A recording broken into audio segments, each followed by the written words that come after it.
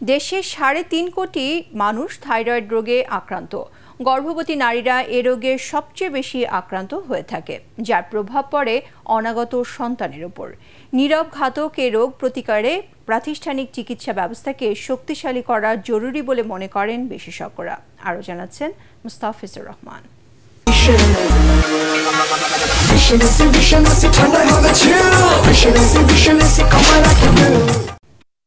গলার এই গ্রন্থি শরীরে থাইরয়েড হরমোনের প্রধান উৎস, যার ফলে ভালো থাকে শরীরের গুরুত্বপূর্ণ অংশের কর্মক্ষমতা।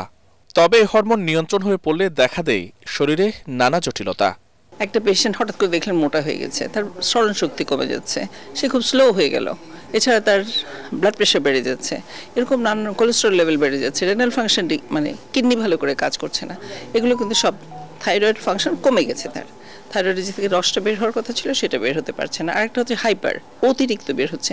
তখন হবে কি, এগুলো ঠিক উল্টা হবে।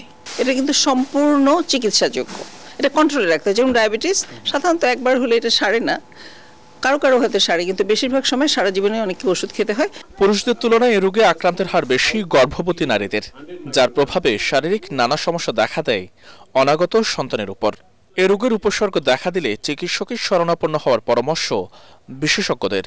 গলার সামনে একটা গ্ল্যান্ড থাকে, এটা কার্যকর না থাকলে তখন এই রোগগুলো হয়। এবং থাইরয়েড রোগ হলে বাচ্চার বুদ্ধি কম হয়, মেনস্ট্রুয়েশনের প্রবলেম হয়, প্রেগনেন্সির প্রবলেম হয়, অনেক সমস্যা রয়েছে। তো বাংলাদেশে বেশিরভাগ মানুষই আসলে জানে না যে থাইরয়েড রোগে ভুগছে। বিশ্ব থাইরয়েড দিবস উপলক্ষে আয়োজিত বৈজ্ঞানিক সেমিনারে এই রোগ প্রতিকারে গবেষণার পাশাপাশি চিকিৎসা ব্যবস্থাকে শক্তিশালী করার আহ্বান জানান বিশেষজ্ঞরা। মুস্তাফিজুর রহমান, এটিএন বাংলা, ঢাকা।